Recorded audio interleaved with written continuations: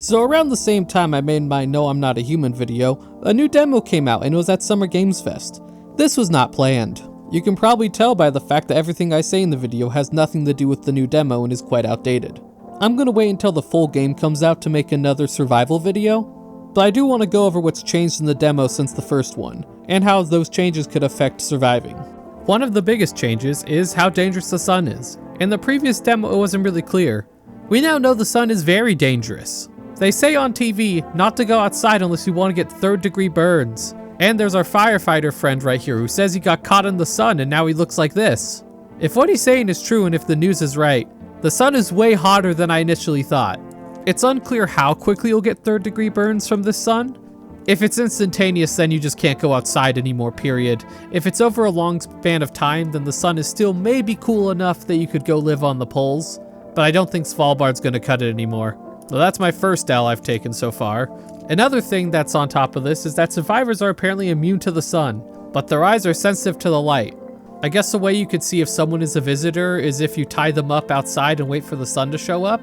It's a foolproof method of figuring out if someone's fake right out of Salem. Just tie some stones to that witch and drop her in the lake. If she floats, she's a witch.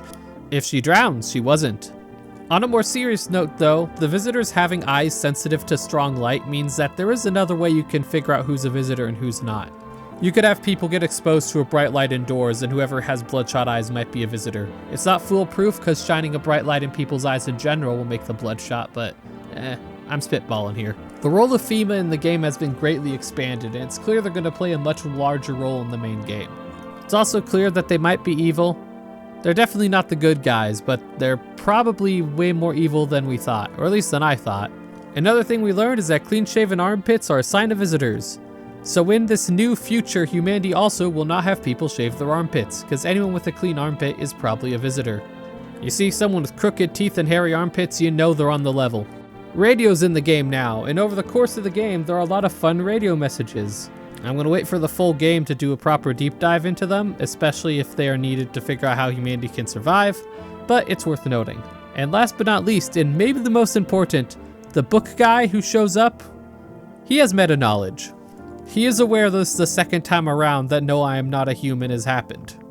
And he says things are different this time, and he says in the next time it happens, we should look for the person with the cat. I don't think he's a visitor, but he's clearly not a normal person either. Who knows if he's going to have a big impact on the story overall. He might just be a guy that shows up sporadically and gives you weird knowledge. Either way though, he has knowledge of the fact he's in a game and that this has happened before, meaning that he's probably the strongest in the verse for you power scalers. Some smaller things, there are energy drinks in the game now that give you more energy. You get them by refusing people into your house and then them bribing you. The window scenes and messages are slightly different this time around. You no longer are given the option to check to see if the little girl's a visitor. In the first demo you could, but you didn't have the option to kill her. In the new demo, the game will just say you're being paranoid if you try to see if the little girl's a visitor. You don't automatically pull out your gun after checking people. You have the option to pull out your gun or not. I like this change since in the first demo, every time I checked someone resulted in an armed standoff until I decided to either shoot or not shoot them. Besides a few preset characters, visitors are fully randomized now, so that's great. The blurry photograph sign has been replaced with hairless armpits. I'm assuming this because blurry photographs is meant to be the final one you unlock in the game, since it seems pretty definitive compared to the other methods.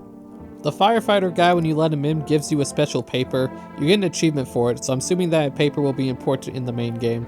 And talking no longer uses energy, so you can actually get lore without having to do 17 different playthroughs. But that's about all I could think of that was different. Hopefully this small informal video will tie y'all over while I'm on vacation. So yeah, I'll see you next time.